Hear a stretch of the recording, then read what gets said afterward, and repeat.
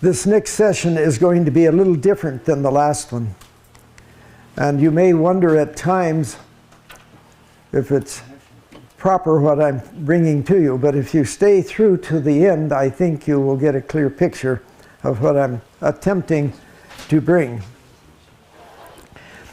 The title is Babylonian Mysteries, we could say the Babylonian Spiritualistic Mysteries in the Christian Civilization.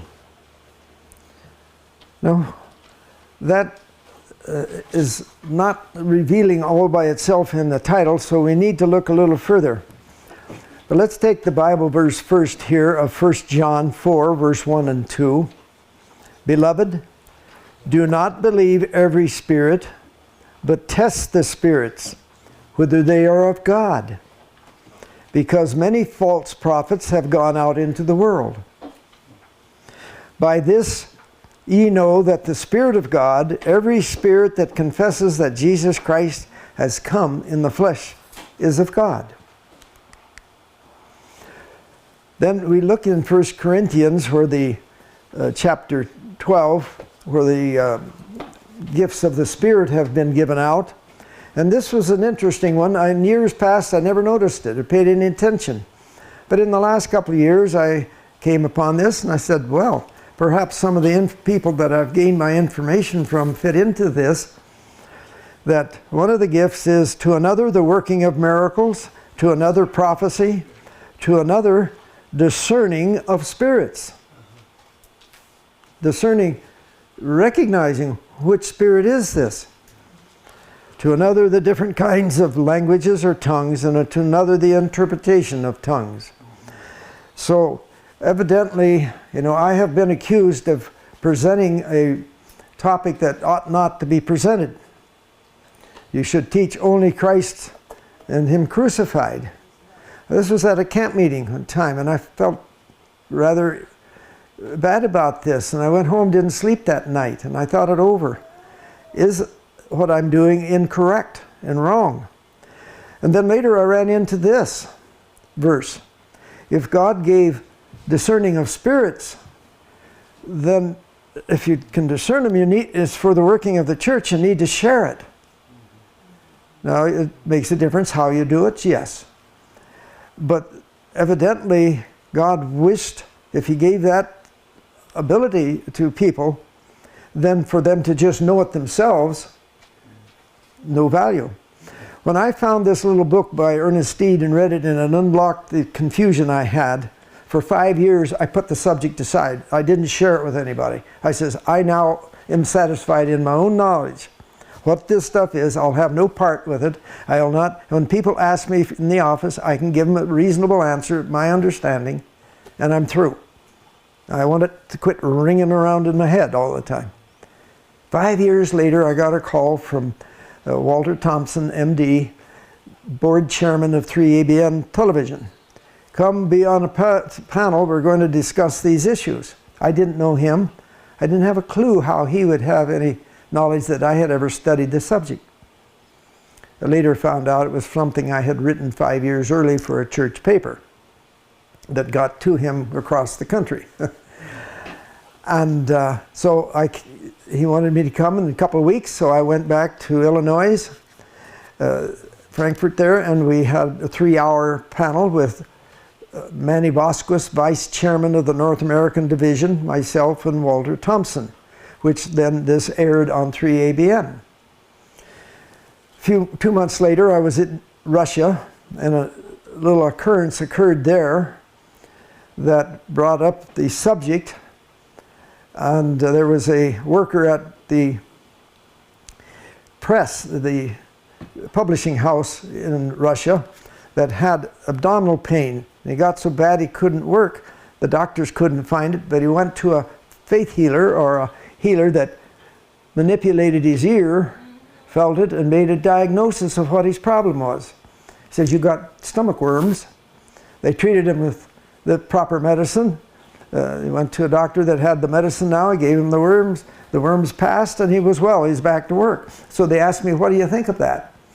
He says, I don't doubt that it happened, but this diagnosis is based on an astrological basis. Whew. the Russian foreman, he just blew up. Angry at me, sat down, took his shoe off, showed me the bottom of his foot, started telling me about reflexology. I said, that's based in the same thing. That was a wrong thing to say. Explosion. So we left. A few months later, I got an invitation. Hey, I want you to come back over here.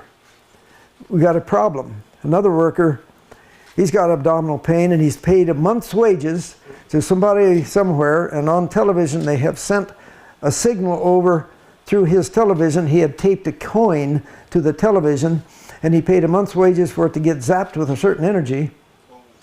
And then he takes the coin and pastes it to his abdomen for treatment of his stomach pain. And so the American director of the publishing says, hey, we got a crisis. Want you over here. I'm going to the division level, and if they don't invite you, I'll invite you through my department. He was head of the department.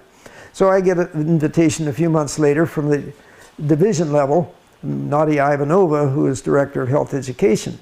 Come, please, present a seminar for the health directors of our division. And so Dr. Walter Thompson and Dr. Manny Vasquez went with me, and we spent 2 days presenting to them at that time. And that started my many-year activity of going back to Russia repeatedly, and even my book has been translated into Russian now, and those have been spread across Russia. But this all came from a strange happening that I look back upon and recognize God was leading as we went along. All right. Now, 1 Corinthians, we talked about the discerning of spirits. 2 Corinthians, for what do righteousness and wickedness have in common? Or what fellowship can light have with darkness? What harmony is there between Christ and Belial? We're looking at a health and healing system that is in contrast, opposition to God's system. And we have the scientific proof that the best system in the world today is God's system. Ephesians 5, 8 to 11. For you were once darkness, but now you are a light in the Lord. Live as children of light. Have nothing to do with the fruits of darkness, but rather expose them. So this accusation that I was doing wrong and presenting this information to the members of our church, having looked at the verse in Corinthians, it says there is discernment given as one of the gifts, and that you to expose them. I says, well, it looks to me like the Bible is giving permission to share the knowledge. Remember, 5 years I didn't share. And then something came up, and since that time, in 1998 when it started, I have been more than 20 years now, many places in the world as well as the United States, sharing this message. Not everybody accepts it, and that's their choice. Medical dogma and practices based on astrology and dualism, the pagan civilization we're going to look at now. This doctrine of vital force, chi, this energy in its 100 names, that when it's out of balance would cause disease. And these many, many methods which we haven't got into yet that are designed to balance energy. All of them. But then health is maintained by following Jehovah's laws, we know. God gave information as to diet, hygiene in the Exodus. The information was for prevention of disease and is the fundamentals of the health today. God did not give a lot of therapies to the children of Israel. There's only one place I know of where the figs was used as a poultice, and that makes physiological sense. But the rest that he gave was prevention. And if you go through the medical history books, which I've found this in 2 different medical history books, they'll go by civilization, showing the advancement in the things that each civilization added to the knowledge of the dealing with medicine. But to get to the Jewish civilization, and there was nothing added, it was in advancement. But they're the only nation in the history of the world, even as today, that was known for prevention. God gave them prevention, which is, as you do with your health retreats, prevention can be used for therapy. Now, sometimes the disease has gone as far, we need the surgery, we need some other things too. But I can remember when in medicine I finally realized that many of these things like diabetes and so forth, what could be changed by a lifestyle change instead of medication? It was a revolution for my mind. And I'm still learning more that it can be done. To realize this system that God gave us of prevention and using the prevention for therapy in its proper place is so superior to the system of balancing energy. We have a history of a lengthening the life and reduction of disability in later part of life compared to those about us. Not life eternal from it, no. But yet, yes, if one's mind is clear from what he does and he chooses life eternal by accepting the merits of the shed blood of Christ, his life is eternal. And that chart we showed the other day of how we live a little longer than somebody, guess where that would go if we added in those have chosen life eternal. It'd only take one of us to make that graph go higher and higher. Think of this. He gave us the life, the methods of life and the living so we would choose life eternal, because how we think can be affected by how we live. We know that all.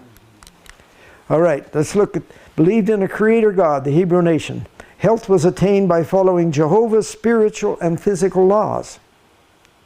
If thou wilt diligently hearken to the voice of the Lord thy God, and wilt do that which is right in his sight, will give ear to his commandments, keep all his statutes, I will put none of these diseases on you, which I have brought on the Egyptians.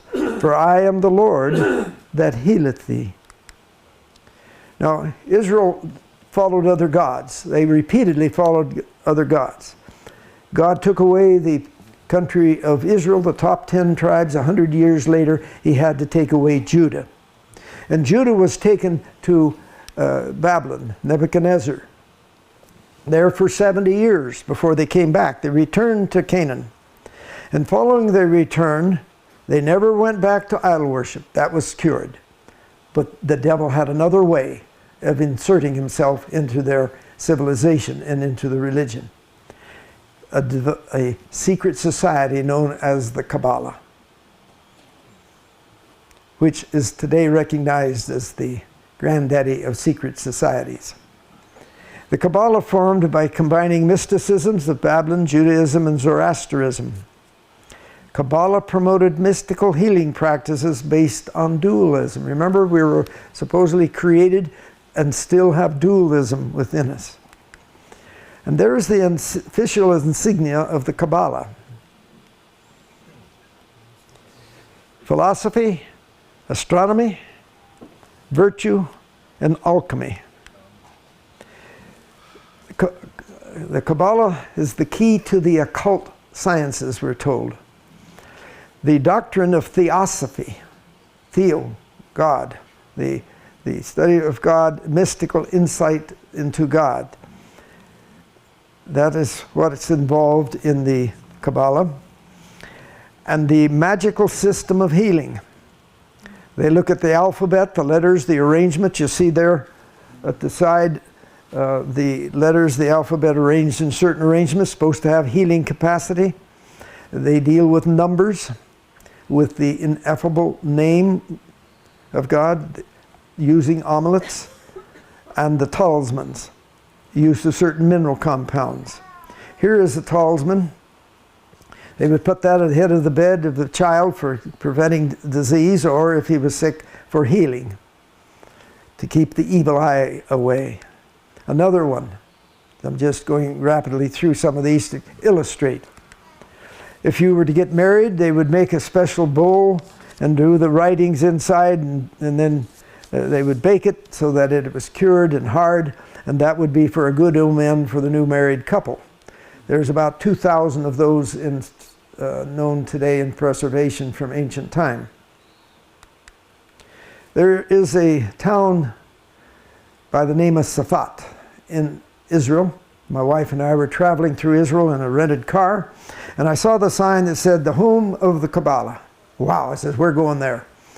And so up the hill we go to this little old, very old town. It's occupied Palestinians today, but there is a Jewish section to it.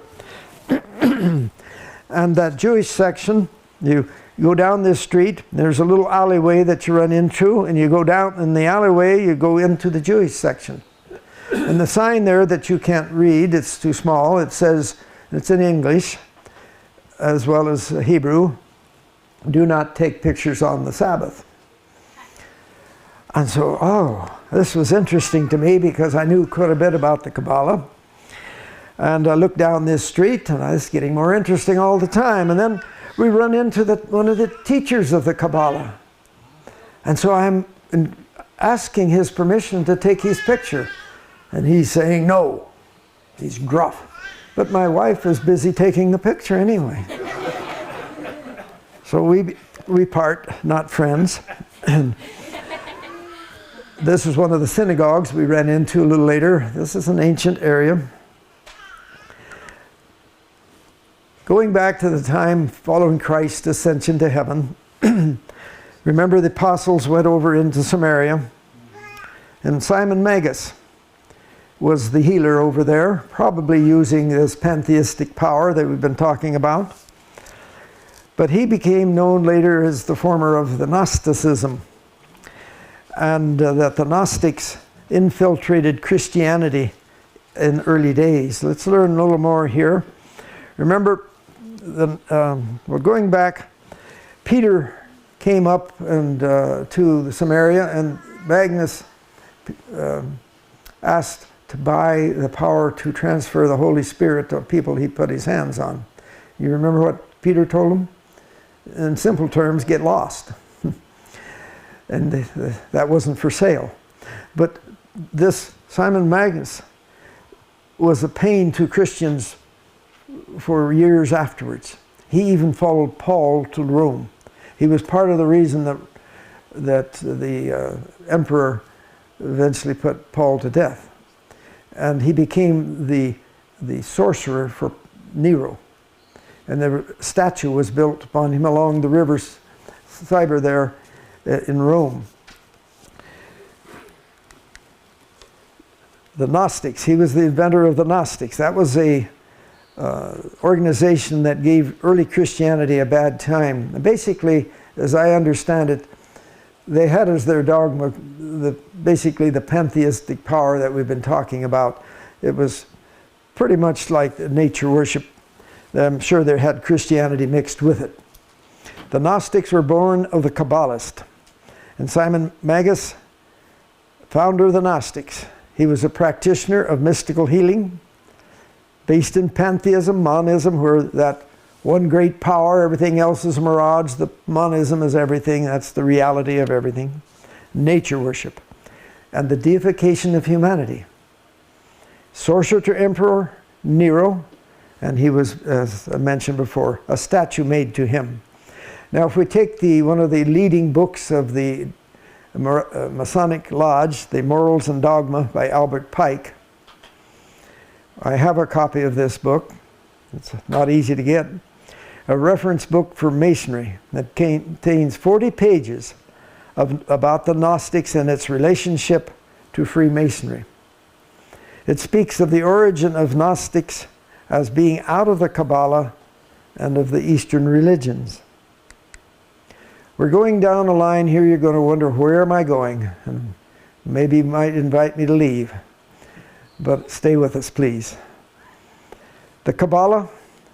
Then we had Gnosticism as a secret society. Manichaeism, which came out of Persia. It's a form, it's of the same pretty much basic beliefs, but it was a religion and a mixture of mysticism, but also evidently at one time somewhat secret on there, and it follows through. I don't know in detail the aspects of the teaching, but most of them have the same thing down through time. The basic thing that all of them are carrying is the divinity of man. That's the core issue. All right. The various Islamic societies and the Knights Templars, when they went to the Crusades, evidently got contaminated over in the Far East, or the Near East, I mean. And when they came back to Western Europe, they carried these secret societies with them. The Rosicrucians.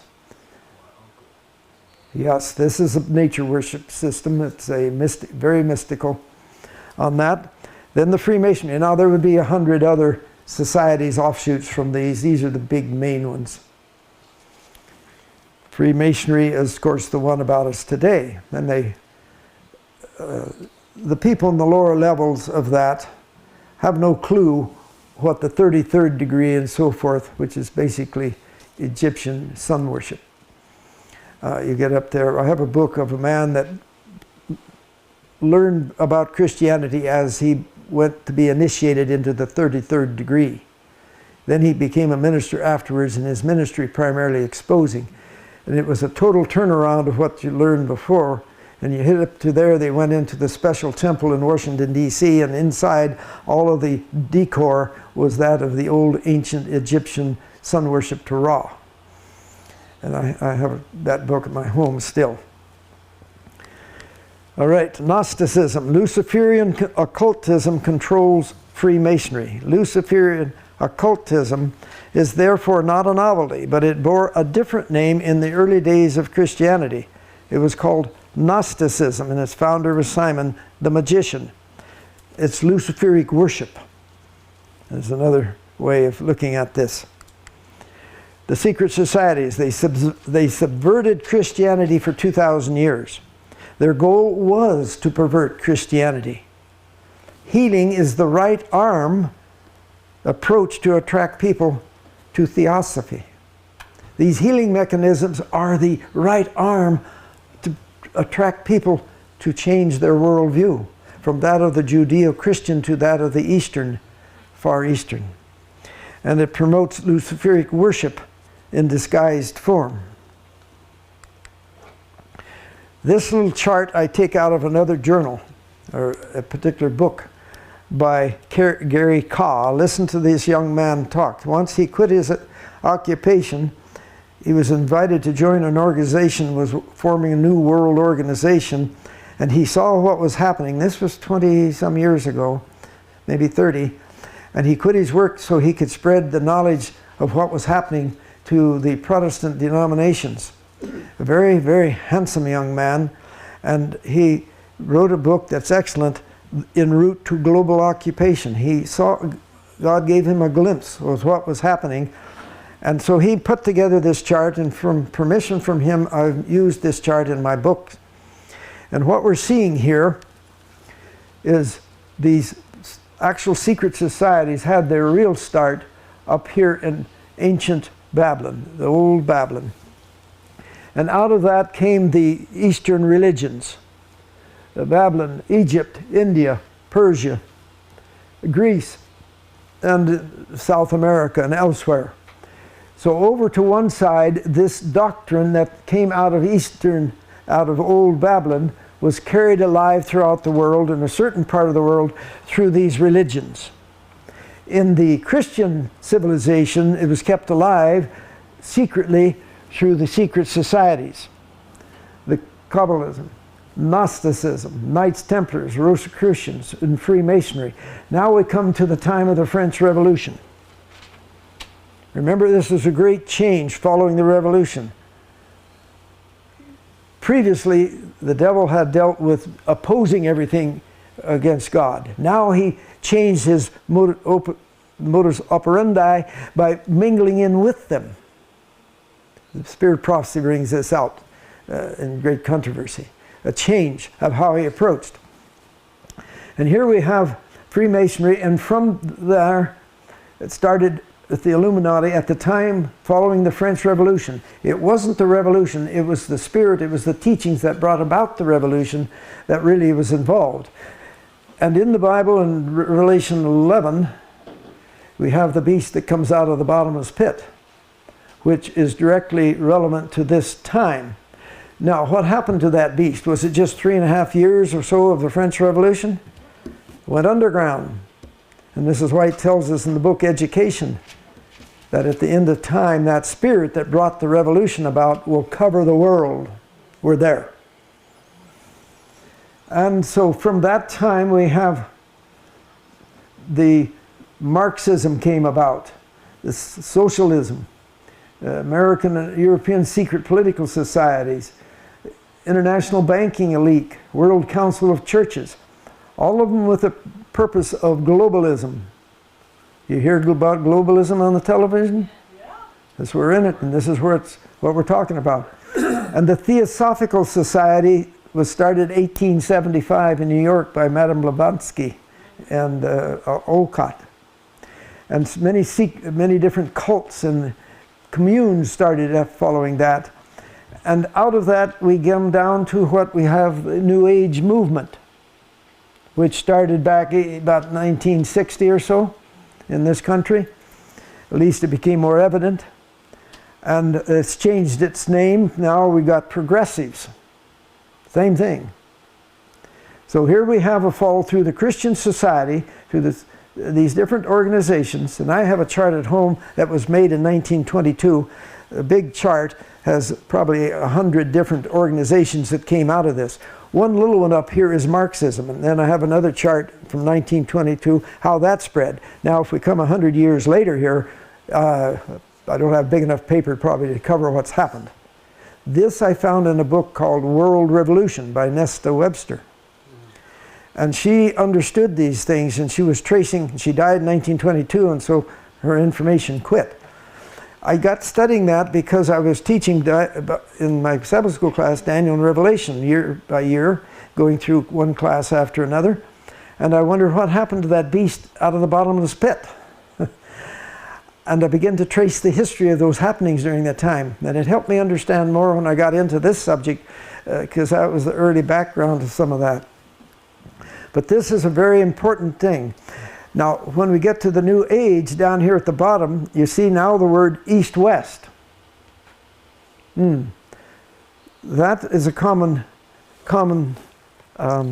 expression being used. We'll come to a little more about that in a moment.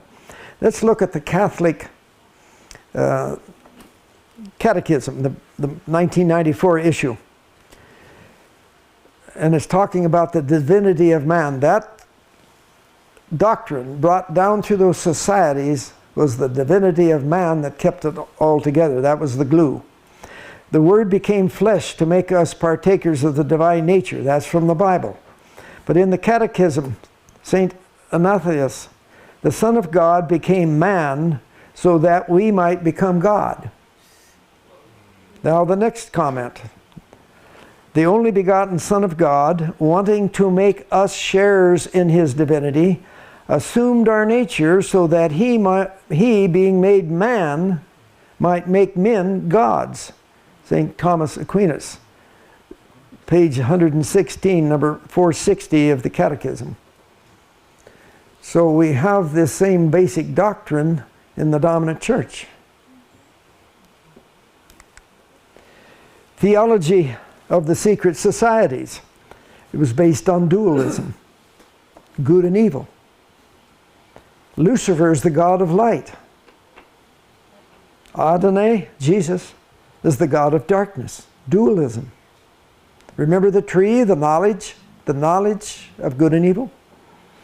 It promotes Luciferic worship by use of signs and symbols. Healing practices are used to attract people to this doctrine. And that's why I bring it in here. And this is referring to it's a little hard to make out, and that's okay. That's the beast out of the bottomless pit of Revelation 11. Napoleon put it down, but it went underground. The atheistic spiritistic movement lost control of the French government after 3.5 years, moved into many secret organizations, became a worldwide movement, humanism, socialism, communism, many others, theosophy. And the doctrine of spiritualism, that men are unfallen demigods, that each mind will judge itself. This coming from Book Education, page 227 to 28. The worldwide dissemination of the teaching that led to the French Revolution, all are tending to involve the whole world in a struggle similar to that which convulsed France. We're at the beginnings of it, I believe, wholeheartedly. The great controversy through two great errors. We've been talking about that each morning. We'll keep talking about it. The immortality of the soul and Sunday sacredness. The great errors we have to face at the end of time. And the things we're learning in this seminar are those things that have to do with that spiritualism that the immortality of the soul propagates. They will reach over the abyss to clasp hands with the Roman power, and under the influence of the threefold union, this country will follow in the steps of Rome in trampling on the rights of conscience. Helen Petrova Blavatsky. Remember back in the 1700s, there was Swedenborg was the great spiritualist that influenced the world for a couple centuries. And then she took his place. She influenced even Hitler. She was a favorite of his. And she got her message from the Ascended Masters. And she started the Theosophy organization in New York, 1875, along with Henry Wolcott. Mrs. White speaks about theosophy, that it is spiritualism. It was present in her day. It went secret for 100 years, and in 1975 it came out into the open. And this is part of this New Age movement we're talking about, that's bringing this concepts of you are God to us. The New Age movement referred to as progressives. All right, so Madame Blavatsky started it. The lady that followed her after she died was Annie Besant. And both of them were members of the Masonic order in Paris. The women had their own order over there. In the United States, Alice Bailey followed along in this doctrine, became the leader of it when they died, and she was in California. And the Spirit Guide helped her write, I think it was 24 books, many books, and those became the modus operandi for the New Age movement. It would be similar to we having Ellen White's books for the Adventist Church. The New Age movement had Alice Bailey's books. And they took on the New Age because that the name, because it represented, they felt every 2,000 years there was a great change in the astrology concepts, and it was in a new period of 2,000 years was coming upon us, the period of Aquarius, coming out of the area of Pisces. And so here's a journal that was sent to my office. I didn't order it. It arrived, a nice thick one. The whole journal, a big, thick, expensive journal, all was on the healing arts of the New Age. So it was for my waiting room. No place to make contact with the editors of this. So it was kept secret. Now, interesting, they changed the name to East West shortly after I got the first copies. And there you have the, in Portland there's the East West College. I think the Chiropractic College went to East West. And it's simply a combining of the East with the West. Down through that secret societies and the Eastern religions got together, and it's East-West. So here's one. This one was dedicated to dealing with reflexology. And all of those books, and I've still got them in my home, a whole bunch of them, I kept them. I never knew I'd be writing a book, never knew I'd be talking to people about it, but I kept them because I used them for reference to talk with people and to share my knowledge with certain people. Here's another one. Now, one individual did find eventually an address to send, and he wanted to advertise in the journal, but he got this letter back that says the following: "Thank you for your letter of inquiry and interest in the New Age.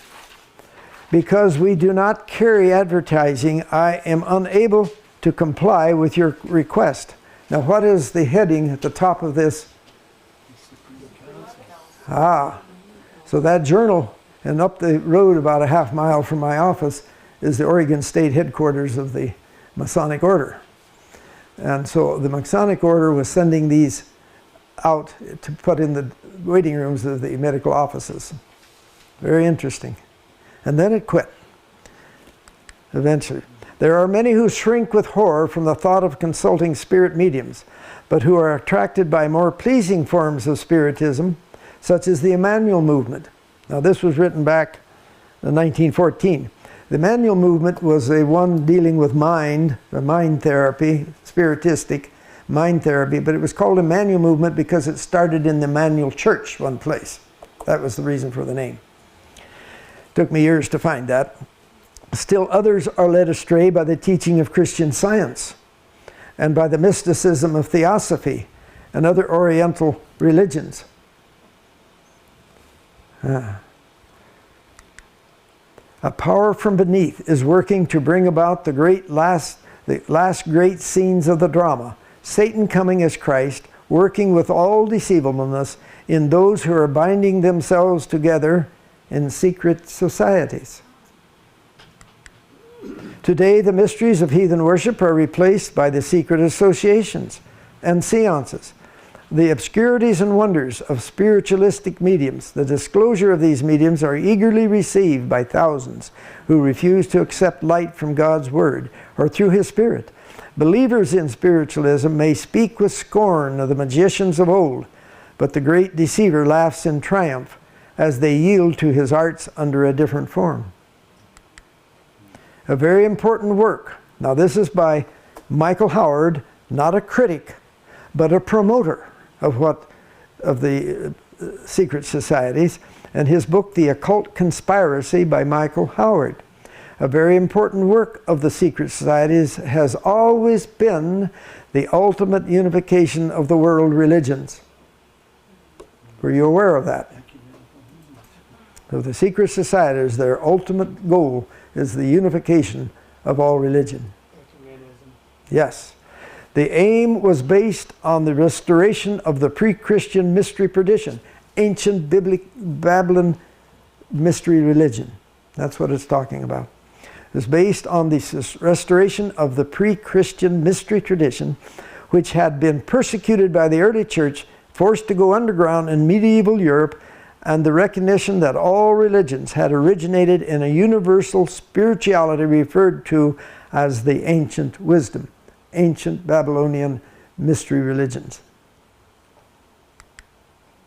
Secret society, he continues, it forms the basis for the ancient Egyptian mysteries, Gnosticism, esoteric Christianity, the Kabbalah, the Hermetic tradition, alchemy, and societies such as Templars, Freemasons, Rosicrucians, the occult doctrines of geomancy, alchemy, astrology, sexual magic taught by these secret societies were used as symbolic metaphors illustrating the progression of the individual from material darkness to the spiritual light of understanding. And I saw 3 unclean spirits like frogs. They are the spirits of devils working miracles, which go forth unto the kings of the earth and of the whole world to gather them to the battle of that great day of God Almighty. The last great delusion is soon to open before us. Antichrist is to perform his marvelous works in our sight. So closely will the counterfeit resemble the true that it will be impossible to distinguish between them except by the Holy Scriptures. By their testimony, every statement, every miracle must be tested. By the testimony of the Scriptures. Thank you so much. Questions? I had 2 questions. One is, in the order that you were showing the ancient mystery religions, were they in order? One is higher than the other. Was, let's say, Freemason came under Rosicrucian? Of the secret societies? Right. The question was the graph of the secret societies, were they in order? Yes, that was pretty much the order that came. So it goes higher. Yeah. The Kabbalah. They started originally, they had it starting with the Kabbalah, but even that came out of ancient Babylon. Right. Okay, and down through, this is the order, and there's a lot that isn't known about some of these organizations. The Kabbalah certainly isn't secret anymore. Wide Open is popular, Right. especially with the movie industry and so forth. But it's still got its basic doctrines on there. And the other question was, now does this, the reflexology and all this healing art, does that blood type healing thing comes into play, where you eat by your blood type? I don't think that it does, but it doesn't hold any water either. on that part. He asked us, does blood type come into this? And I haven't. Eat according to your blood type, yeah. Yeah, I've not looked at it enough to know. So many things will not look like it, and I get into the depth of them, and I find the background is something there that it has connected with them, but I don't have knowledge on that one. Okay. Any other question? When we get tomorrow, we start with going back and we look at meditation, yoga exercises. Marma points to massage, and in Hinduism, essential oils has been a part of the Hindu therapy for 3,500 years. It actually came out of ancient Egypt to begin with, and it's a component part. The doctrine that goes with it, there's nothing wrong with the oils, as I say, it's the teaching that it comes from it. So we'll look at that tomorrow, not the essential oils. That'll be a special one by itself, because this is spreading through the Adventist church in big time, the interest in that. And because the people are interested in herbology and they tie it in with it and they think I'm really gone berserk. But I can show you that the real absolute fundamental beginning of it is sun worship. And that the power of this great energy, cosmic energy, is really comes from the sun and the sun worship. But anyway, we will proceed with those for those that are interested in that tomorrow with that. And then the second one tomorrow will be on the Chinese traditional medicine, the acupuncture and martial arts. I don't say much about martial arts. The books that I've written, I only mention it in those. I leave that up to Eric Wilson. He's the expert in that field. But I bring them in. So at this point, yes? What was the name of the man that was before Blavatsky? Oh, I mentioned a person. Yeah. His name was Swedenborg. And he was in the late 1700s. He even wrote a spirit guide told him to rewrite the Bible. So he wrote that. But he was the great leader of spiritualism for about 2 centuries. And then Madame Blavatsky, as I know, came in about that time and took over the leadership on that part. This guy, Swedenborg, was a brilliant guy, was an engineer, all types of things. And the devil gave him great information, but he was a deep spiritualist. He conducted the contact with the spirit guides and spirits and Jesus Christ and Moses and all of these people over time. Yes?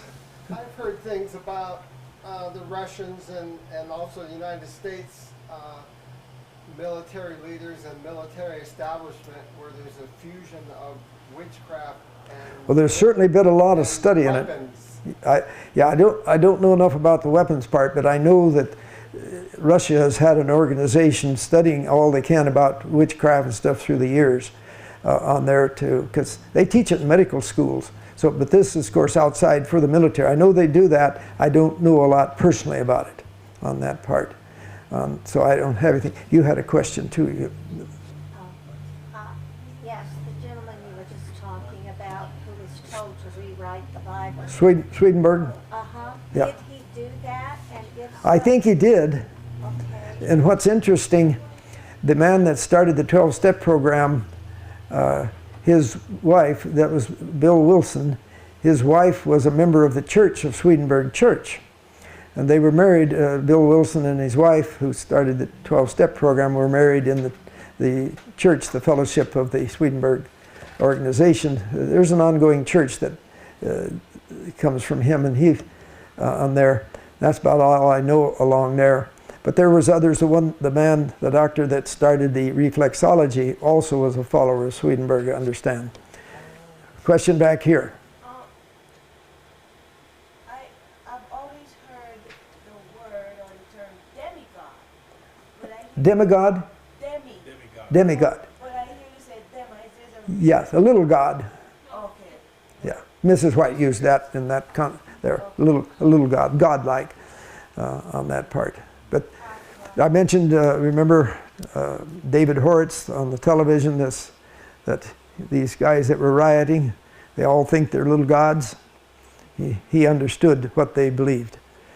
All of this progressive movement, in my mind, my understanding, we're looking at those things that are bringing together what we've been looking for a long time.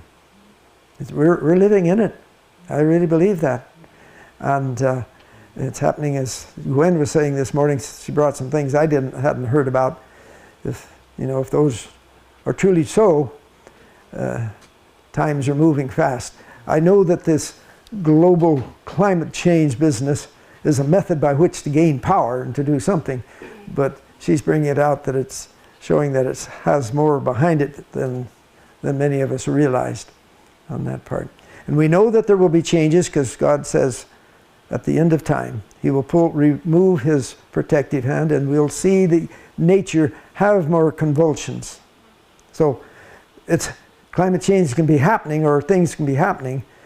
The cause of it, I have a different belief of what causes it than what's popular. I think God's allowing things to happen. Amen. Yeah. Our Father, today, dismiss us with your blessings. May we take these things we've heard, utilizing them in the right way, so that we're able to warn others of the impending calamities that are about to fall upon us, so that we keep our allegiance strong to the God of the universe, the Creator God, the Savior God.